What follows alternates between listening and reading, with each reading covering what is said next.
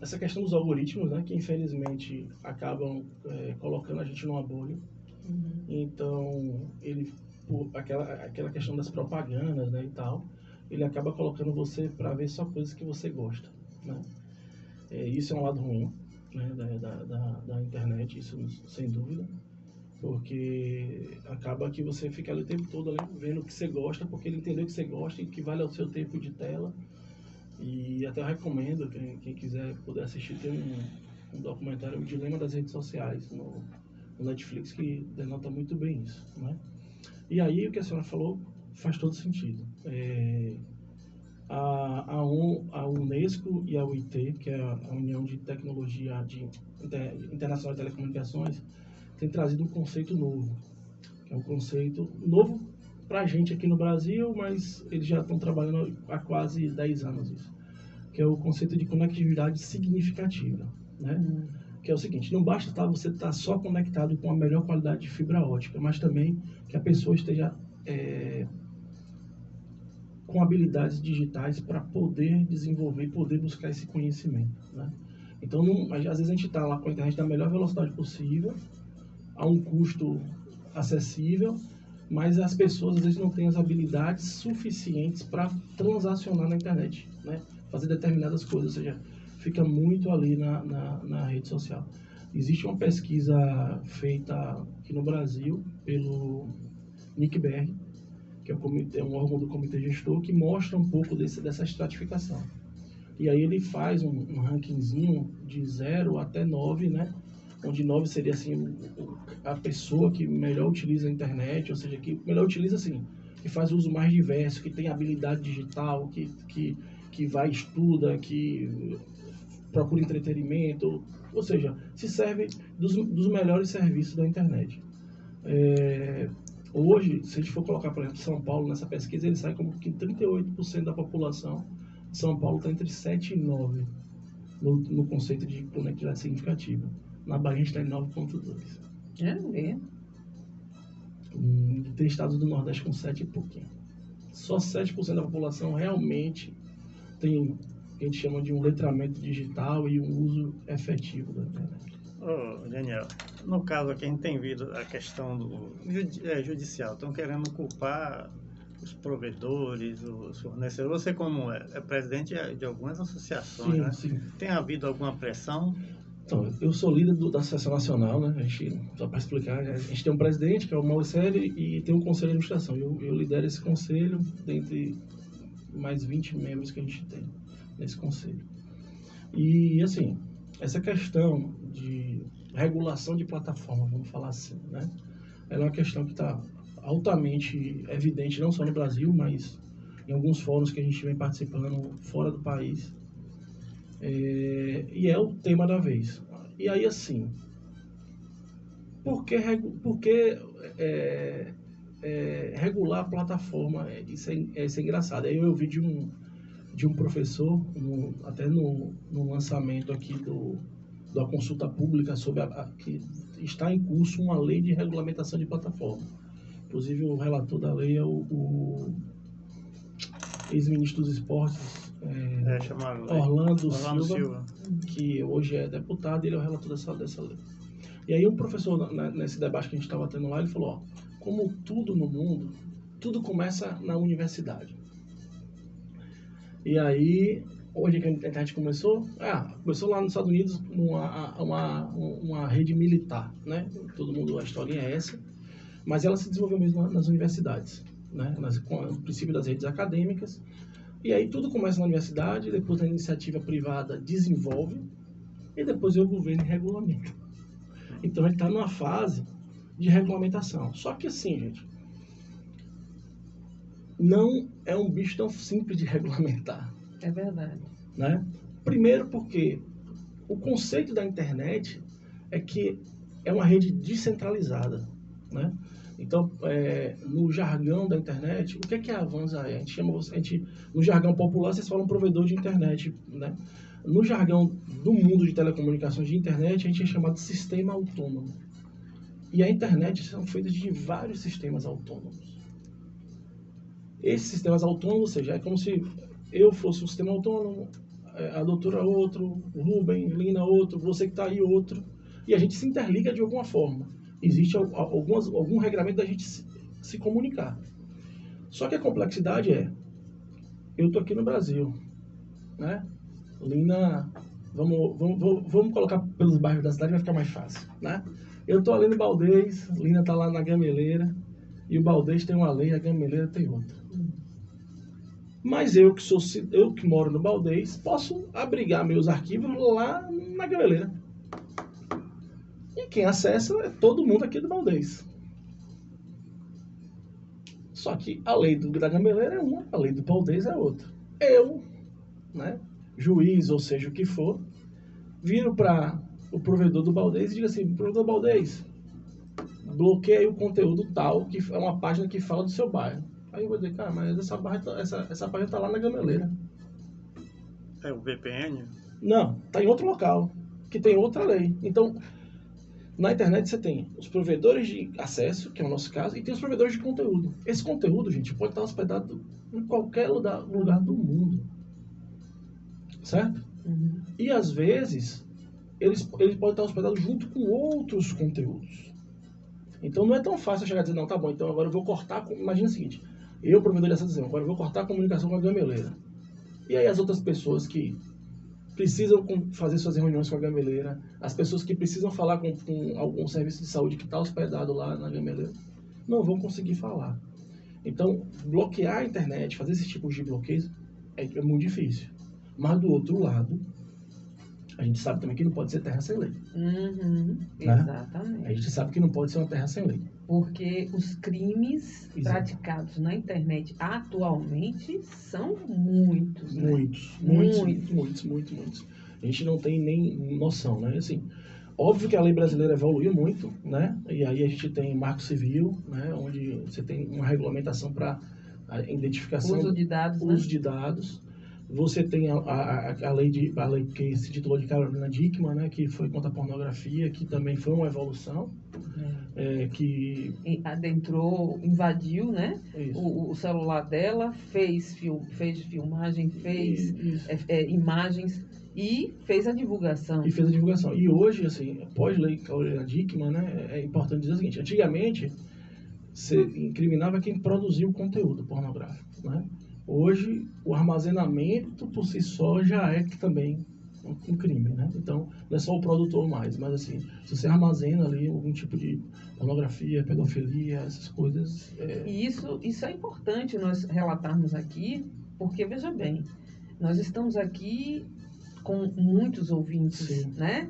E muita gente não tem noção que às vezes chega através do seu WhatsApp um vídeo, né? Exatamente. Um vídeo, principalmente os de pedofilia, e você guarda aquilo ali como se aquilo não fosse nada demais, né? Você viu, olhou, mas deixou lá. Pela nova lei, sim, você é enquadrado, né? Existe, a senhora é melhor do que eu, mas a tipificação é um pouco menor da pena, mas sim, você está cometendo um crime, sim. Eu acho que são práticas criminosas que são difíceis de educar o indivíduo, sim. Né? É como o pessoal que circula pela cidade em alta velocidade, sim. sem os equipamentos, sem nada. Sim. Como é que você vai fazer com que esses indivíduos entendam que aquilo pode ser prejudicial tanto a eles quanto à população? Multas. Isso. Vai ter que pesar no bolso. É o primeiro instrumento de educação. Sim. Porque, de outra maneira, e no caso dos crimes, a punição, né? A possibilidade de perder a liberdade. Sim. E ter toda uma dor de cabeça que não é interessante, né? Assim, e do ponto de vista da rede social, uma das coisas que eu acho que, a gente falando que assim, uma opinião pessoal minha, um disclaimer, que assim, antes de tudo a gente tem que investir na questão de regulamentar a identificação do usuário na rede social. Então, eu acho que deveria existir algum tipo de regulamento para garantir a identidade de quem está acessando aquela conta, ou quem está de fato responsável por aquela conta. Né? Porque hoje é muito fácil você criar uma conta fake e ir ali cometer o crime. Né? E diga, você que tem conhecimento sobre isso, é importante porque, assim, muitas pessoas estão sendo vítimas, Sim. né, de golpes, Sim. utilizando redes sociais. Sim.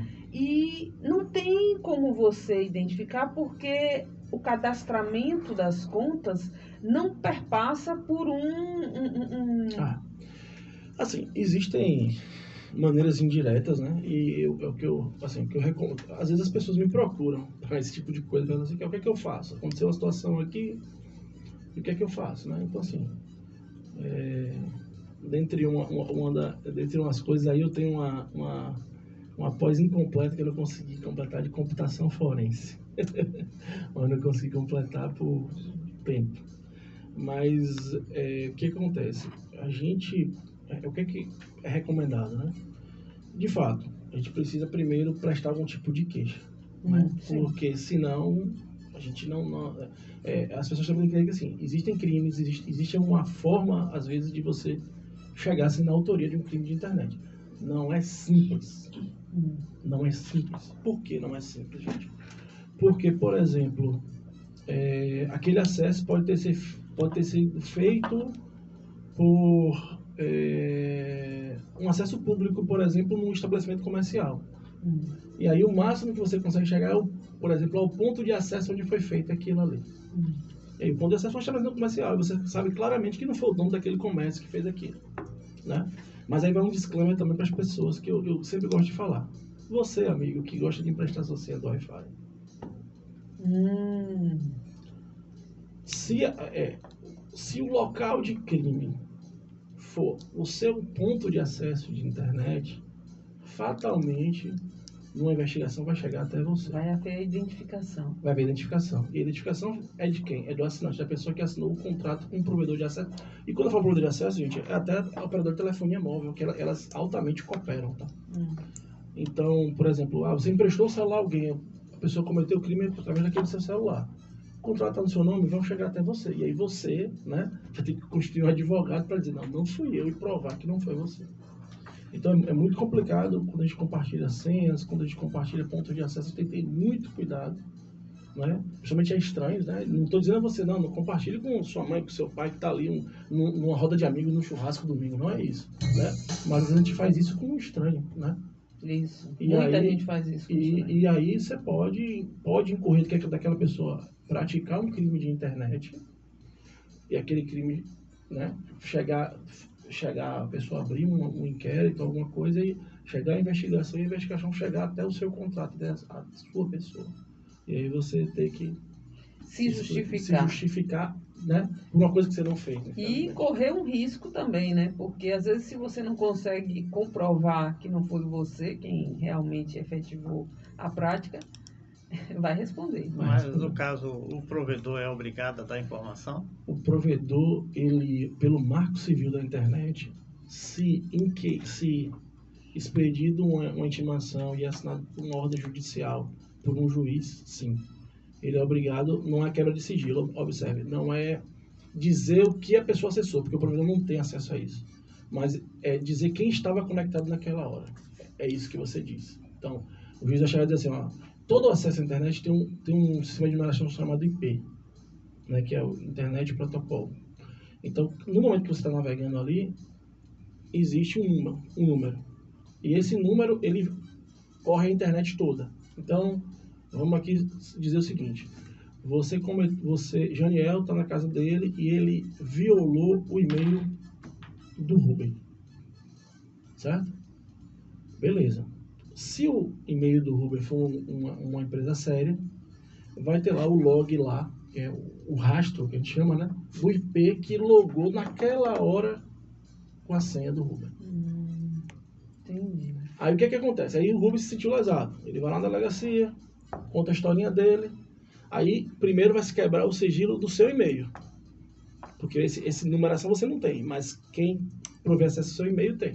Aí vai dizer, o IP foi tal. Aí o IP foi tal, existe um banco mundial, o cara vai colocar assim, o responsável pelo IP é fulano. Beleza, aí o juiz vai lá e diz, o responsável pelo IP é fulano, você é responsável pelo IP, e aí a guarda são de 2 anos, tá? Gostaria de saber quem estava usando esse IP nesse dia e hora. Aí você vai lá e informa. Né? Ou informa ou preso.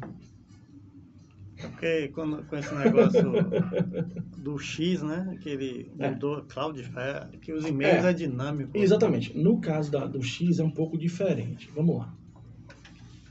Aí a gente... Porque a internet, de fato, ele é bem complexo. Então, o X também tem seus números, tem esses IPs. Certo?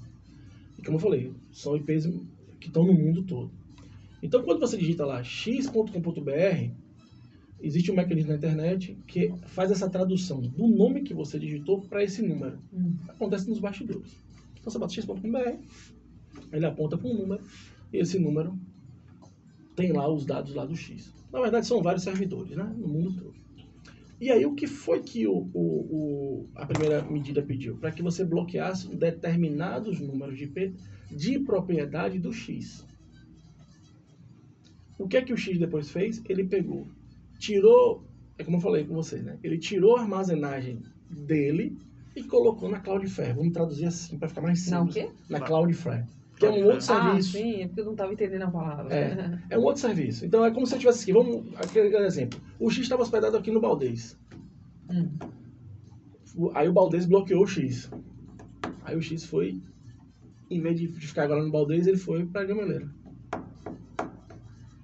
Ao ir para a Gameleira, ele arrumou um problema para quem vai bloquear, tecnicamente falando. Por quê? Porque na Gameleira hospeda o banco, hospeda .gov, hospeda N serviços. Então, como é que eu vou bloquear somente o X? Porque lá na Gameleira também tem um banco. Então, na hora de eu acessar meu banco, eu não vou conseguir acessar meu banco. Na hora de eu tentar acessar tal coisa, eu não vou conseguir acessar. Então, foi isso que aconteceu. E aí, assim, é meio que uma sinalização para mostrar o quão complexo é fazer isso, né? Mas também, do outro lado, cara, precisa se cumprir algumas ordens judiciais e precisa ter um representante legal no Brasil para se responsabilizar por aqui. Então, a gente também não pode, o nosso país não pode se curvar às leis estrangeiras. Então, se tem lei, acho que tem que se cumprir a soberania. Ela serve justamente para isso, né? Exatamente. Para que cada um seja respeitado dentro do seu território e que as leis dentro dele sejam cumpridas. Porque Exato. senão vira terra sem lei. Terra sem lei. Cada um faz o que quer. E aí, assim, essa questão geopolítica na internet, ela é muito complexa. Isso se discute em fóruns na UIT, que é o fórum de telecomunicações que discute essas políticas. Só que, cara, é muito difícil. A China tem a internet dela. Como eu falo, a China tem a internet dela porque é cheio de bloqueio. É cheio de bloqueio. A Rússia tem a internet dela. Então, por exemplo, se alguém aqui viajar para a China, não vai conseguir usar o WhatsApp. Ponto. Não existe o WhatsApp. Nem Facebook, né? Eles têm o próprio WhatsApp deles. Né? Entre aspas. Aí você diz, mas se chegar lá na China, mas eu sou hacker, eu chego na China e uso. Não usa. Existem técnicas que você vai conseguir utilizar. Mas, tipicamente, um cidadão normal não vai conseguir utilizar. No caso aqui, por exemplo, antigamente o pessoal fazia essas coisas, registrava em outro país. Sim. Em vez de .com.br, .com não é internacional. Isso. Agora o pessoal fazia Rússia, que era RU, isso. Portugal. Mas veja como é complexo a internet que você está falando.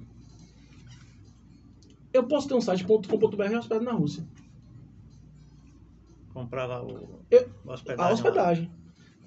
O domínio, que é o nome, é brasileiro. Mas a hospedagem pode estar na Rússia. Não é problema nenhum. Aliás, a galera aí de casa que gosta de ficar usando só as TVzinhas pirata, tá tudo na Rússia. Ou no leste europeu. E aí vai um disclaimer, né? Aqui. É por isso que às vezes não funciona direito. Porque a latência é longa. Ele não pode hospedar no Brasil porque é infração. Então eles hospedam lá fora. Entendi. Entendeu? Então por isso que às vezes... Então ele vai hospedar onde? Se você for olhar, normalmente vai estar hospedado. Porque se ele hospedar no Brasil, é a certeza da identificação dele e a certeza que ele vai. Como recentemente aconteceu um caso em Euclides da Cunha, que se vocês pesquisarem aí, teve um cara que foi preso em Euclides da Cunha fazendo esse tipo de serviço. Porque ele hospedava mesmo, ele tinha as antenas lá e ele redistribuía assim. E hoje a tecnologia...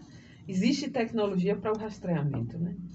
Entendeu? Então, assim, essa é a questão. Mas, de fato, é um bicho bem complexo. não é simples, né?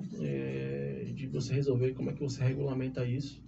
Até porque imagine que você, com o celular hoje, o poder de um celular e de uma pessoa criativa para gerar conteúdos também de forma positiva, tá aí, vários exemplos, né? A gente vê vários exemplos. E aí tem exemplos que é muito engraçado. Outro dia eu zapeei na internet, né? Aquele menino lá, o vaqueirinho lá. Eu descobri que ele era aqui de Muritiba outro dia, porque eu vi e disse, onde é esse menino? Eu pensei que esse menino de onde é que ele é, do Nordeste, né? Um menino lá que tem um talento lá que canta pra caramba aí, não sei se vocês já viram.